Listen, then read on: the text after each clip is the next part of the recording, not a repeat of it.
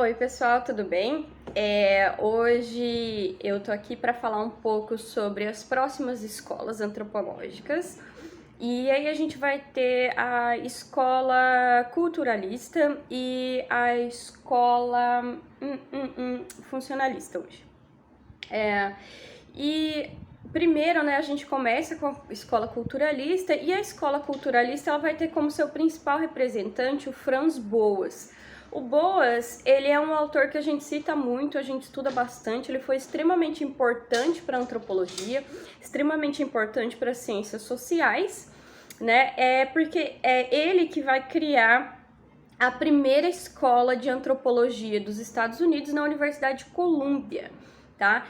Antes nós tínhamos antropólogos, nós tínhamos estudiosos da cultura e das diferenças humanas, mas eles estudavam como? Eles estudavam filosofia, eles estudavam história, e aí eles passavam a se interessar por assuntos relacionados à cultura e às diferenças humanas, e dessa forma eles passavam a trabalhar com antropologia, com etnografia, com cultura.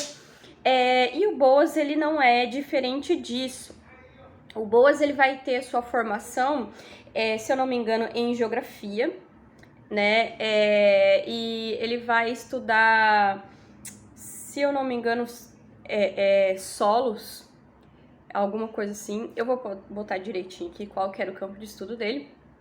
E o Boas ele era alemão, tá? Ele foi naturalizado estadunidense. E ele descobre essa paixão pela antropologia, o amor pela antropologia, né? Ou o interesse, não sei, eu tô falando aqui que o cara amava, era apaixonado pela antropologia, mas não sei, né? Então, mas ele despertou essa curiosidade dele, esse interesse pela antropologia, quando ele resolve fazer uma excursão para o Alasca, e lá ele conhece o povo Inuit, né? E a partir desse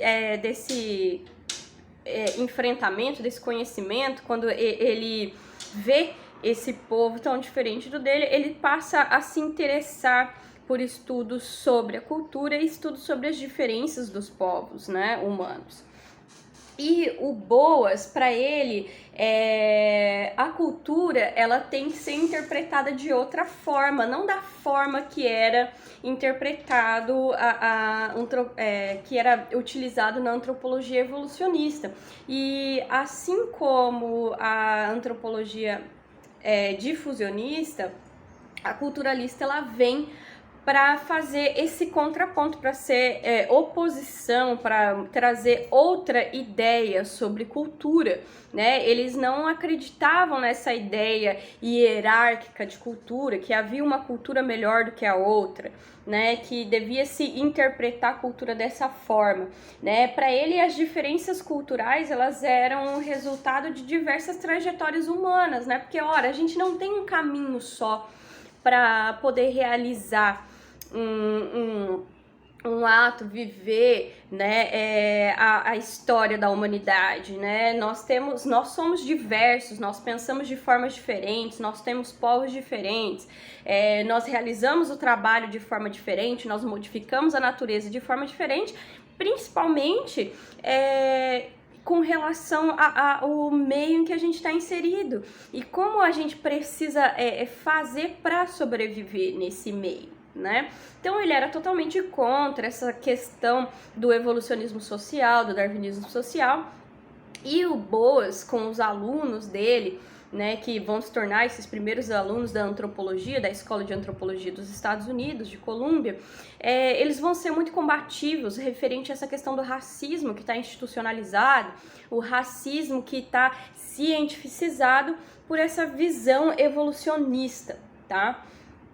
Então, eles vão dizer, né, que o que vai determinar a cultura de um povo, o que vai determinar essas diferenças culturais, né, de um povo, vai ser a trajetória da experiência histórica dessa sociedade, das escolhas que essa sociedade vai realizar, né? E ele vai criar uma análise que a gente chama de relativismo cultural, né, que significa deixar de lado a sua própria cultura, né, para não julgar quando você analisar uma cultura diferente da sua, né, é uma tentativa de manter um olhar neutro sobre o seu objeto de estudo. Claro que a gente sabe que é praticamente impossível a gente se manter neutro, né? Isso não é uma ideia só das ciências sociais, também é uma ideia da linguagem, né? O pessoal a análise do discurso, eles têm isso muito bem pautado, né, falando que mesmo que a gente tente ser neutro, né, as escolhas das nossas palavras, a forma como a gente se expressa, mesmo que a gente tente manter essa linha de raciocínio neutro, ele já demonstra qual que é a nossa posição em relação a alguma ideia, né? Então, mesmo que a gente queira ser neutro, mesmo que a gente trabalhe para ser neutro, não existe tal coisa como manter-se neutro perante qualquer situação que seja, né? O Boas, como eu falei para vocês, ele é alemão, ele nasce em Minden, não sei dizer, em 1858, e ele vai iniciar a carreira acadêmica dele, eu falei geografia, né, mas é física e geografia. E ele vai se tornar um doutor, né, pela Universidade de Kiel, em 1881, aos 23 anos, veja, bem rápido, né? Se bem que antigamente os estudos universitários, acadêmicos, eles eram mais curtos para a sua formação e a gente tinha um tempo maior para desenvolver uma pesquisa do que o que a gente tem hoje em dia e como é determinado pela CAPES, né? Os interesses dele giravam em torno de relatividade das percepções físicas, né? E o doutorado dele vai ser sobre a variação do entendimento das cores da água, tá? Então é um negócio bem físico mesmo, essa questão da luz incidindo na água e como que a nossa percepção das cores vai mudar e tal. E vejo que não tem nada a ver com a antropologia, né? E quando ele faz essa mudança na carreira dele, quando ele participa dessa expedição onde ele vai encontrar a população inuit, né, ele vai abandonar a carreira de geógrafo, de físico dele, né, e ele vai passar pelas universidades estadunidenses, vai se fixar nos museus, né, e a partir desse trabalho dele é que ele vai conseguir montar a escola de antropologia, o departamento de antropologia, né? E ele vai gerar então essa primeira leva de antropólogos acadêmicos. Dentre eles a gente vai ter as conhecidas Margaret Mead e a Ruth Benedict, né, que vão ter trabalhos muito interessantes, né? E veja assim que geralmente a gente estuda um autor e o autor ele é homem, né? Ele é um autor do gênero masculino. E assim, quando chegam essas antropólogas, a Margaret Mead e a Ruth Benedict, elas vão trabalhar a antropologia e elas vão tentar entender essas diferenças e elas vão basear os estudos delas em sexo, né, em gênero, e elas vão querer mostrar ali essas questões femininas também, como o seu gênero, ele não influencia na forma que você é criado, né? Ele não influencia na sua cultura, mas ele vai, o que vai influenciar é a forma como você é criado dentro das instituições que você faz parte, né? Como, por exemplo, a família, a escola, a igreja, né? E principalmente a Mead vai trabalhar essas questões do ser desenvolver, né, através da sua própria criação e não da sua sexualidade, não do seu gênero, né? A Ruth Bennett, ela vai também trabalhar acerca do sexo e vai trabalhar também essas questões identitárias, né? E elas vão ser muito famosas e muito importantes, são autoras que a gente sempre estuda na universidade, né? E são autoras assim que eu gosto de citar porque são mulheres, né? A gente só vê autores homens o tempo todo, como se toda a academia e o pensamento intelectual fosse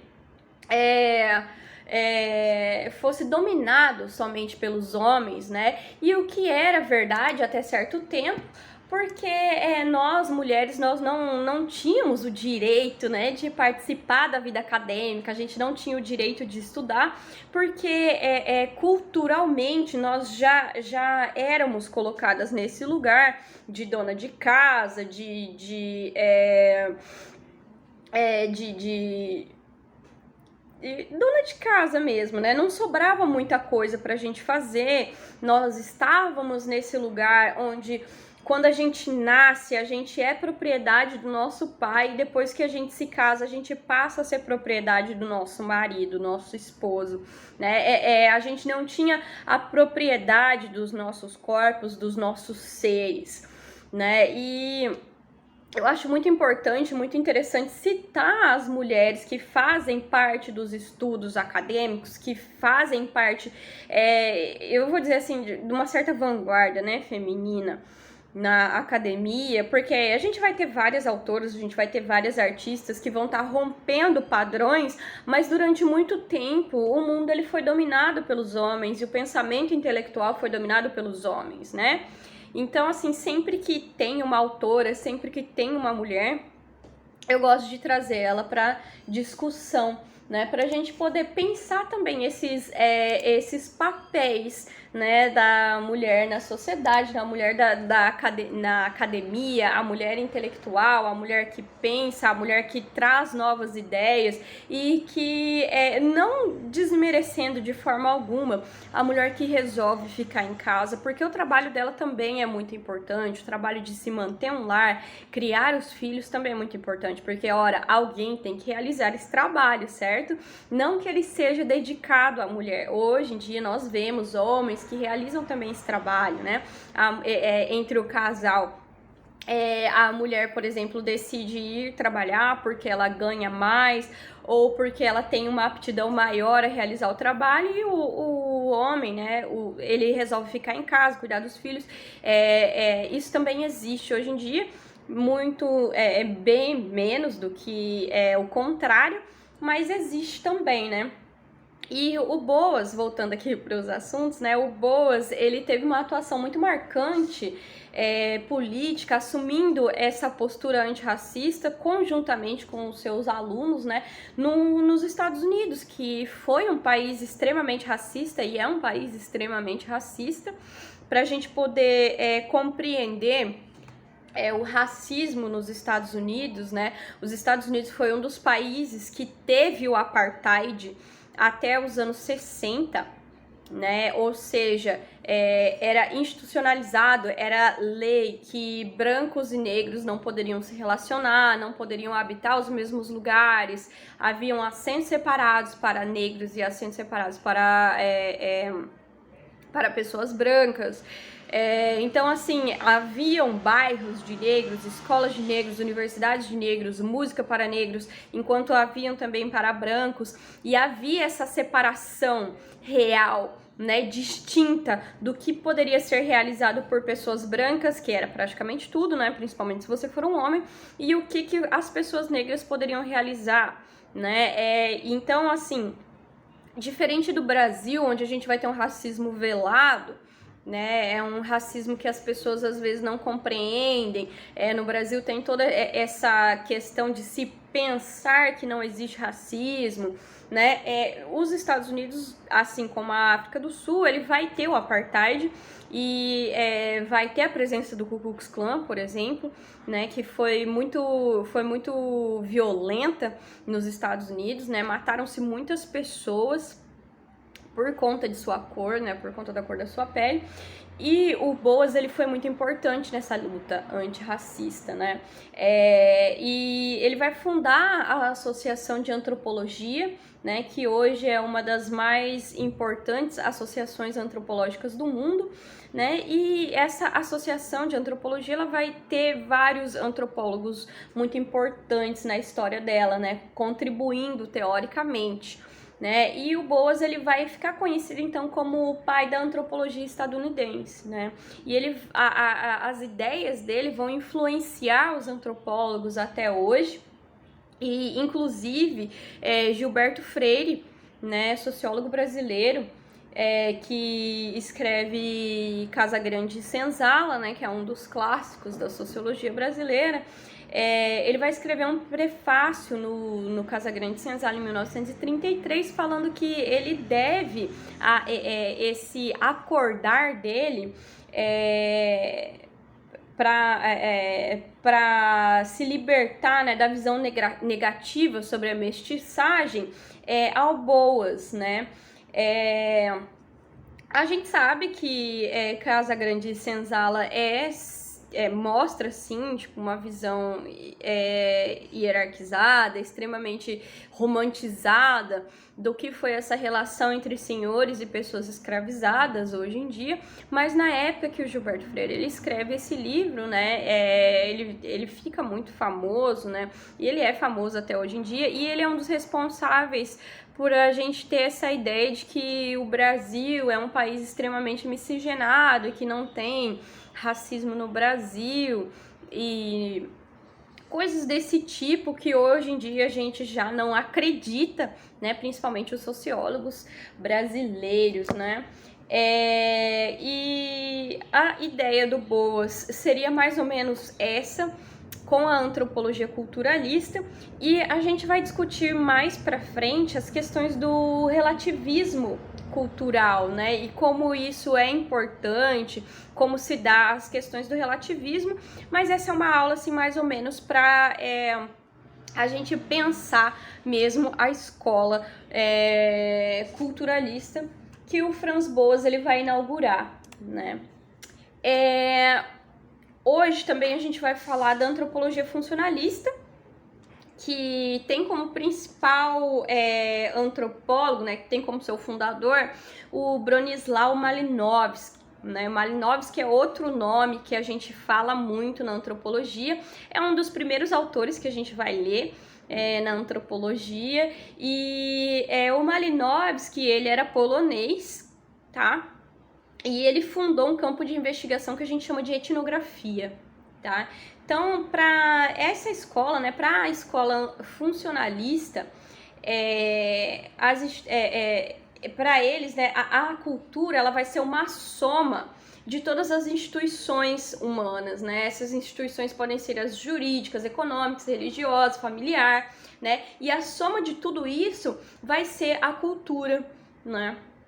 E essas instituições, elas são responsáveis por perpetuar a atividade social entre os membros que compõem essa comunidade, né? Então, as instituições para a escola funcionalista, né, elas são responsáveis, né, por cumprir as necessidades tanto individuais quanto as necessidades sociais, né? As necessidades individuais sendo, por exemplo, a alimentação, o abrigo, e as sociais a gente tem ali como casamento, educação, coisas que são realizadas em sociedade, né? Então, para o funcionalismo, né, as expressões culturais e a forma de organização social, elas têm que ser investigadas pelo sentido que o próprio membro da sociedade que está sendo estudada, no caso, ela dá a eles, né? E ela não deve ser compreendida a partir dos sentidos da pessoa que observa, do antropólogo, né? Então a gente tem que tentar compreender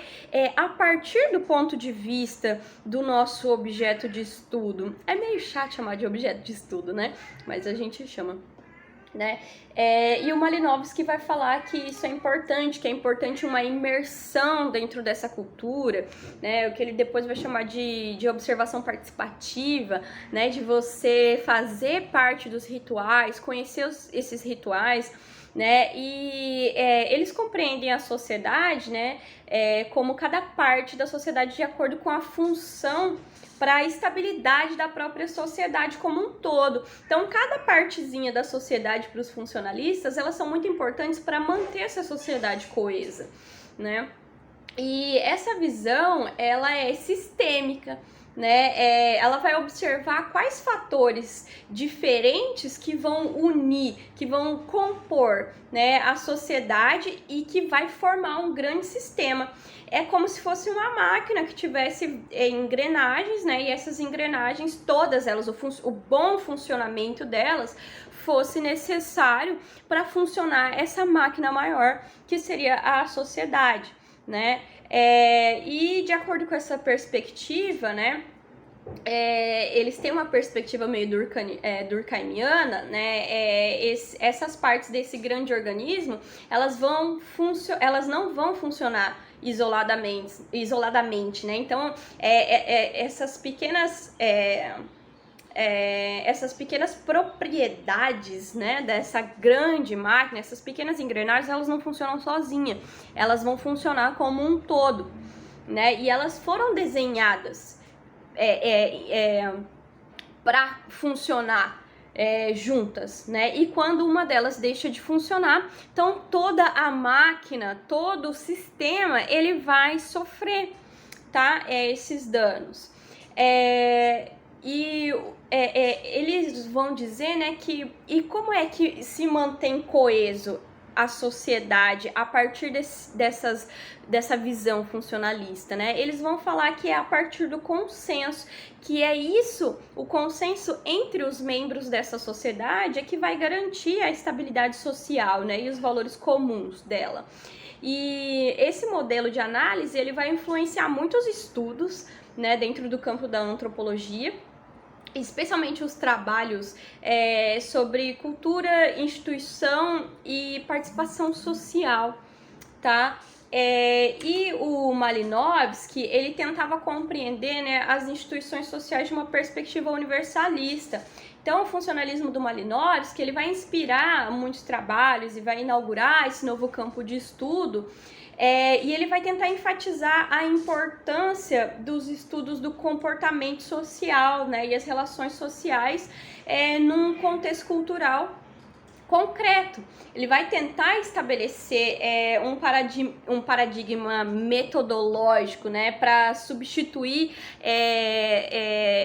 essa metodologia histórica de se compreender uma sociedade, né, e ele vai utilizar a etnografia, né, que vai, como eu falei, né, baseado no que? Na observação participante, você participar desses ritos, participar desses atos, mas com o intuito de observar, com o intuito de entender as engrenagens desse mecanismo.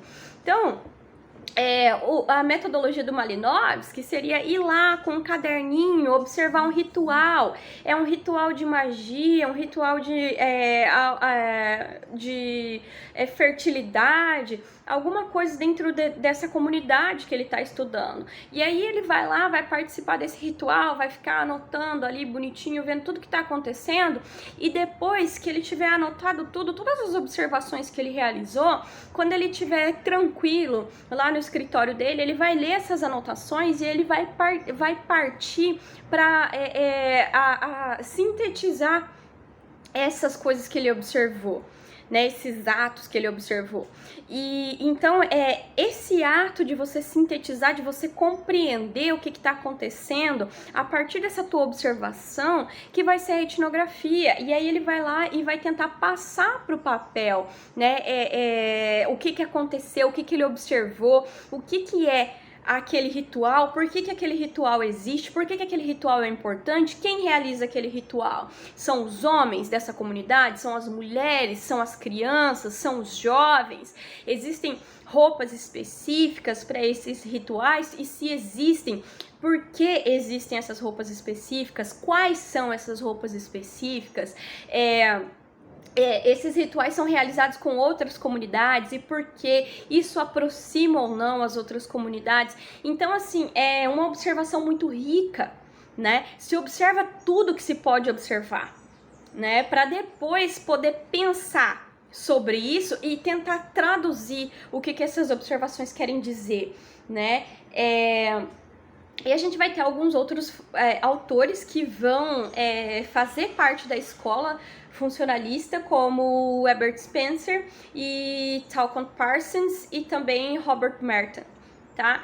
E então o Malinowski, ele tinha essa ideia de mergulhar dentro dessa sociedade que você está estudando para poder compreender ela, né? E, portanto, ele vai ser muito importante para a antropologia e para quem segue depois, porque ainda é uma metodologia utilizada até hoje. A gente ainda escreve etnografias, a gente ainda faz essa participação, essa observação participativa, né? Isso é muito presente ainda na antropologia hoje, nos estudos da cultura hoje, nos estudos da diferença hoje, né?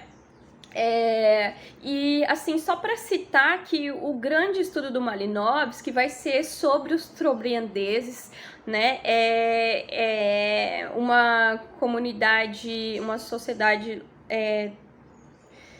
da Oceania, né? Eles viviam numa ilha e ele vai passar muitos anos fazendo esse estudo dessa população. E ele vai escrever um livro que é muito importante, né? Eu vou colocar aqui em cima. E é essa a contribuição da escola funcionalista para a antropologia. Eu já tô com 25 minutos, eu vou dispensar vocês dessa aula. E numa próxima a gente vai falar das outras duas escolas antropológicas, né? Mas por hoje seria isso. Obrigada por assistir até aqui, tá, pessoal? Como eu sempre falo, se surgir alguma dúvida, se vocês quiserem perguntar ou comentar alguma coisa, eu tô sempre disponível para vocês, tá? Muito obrigada!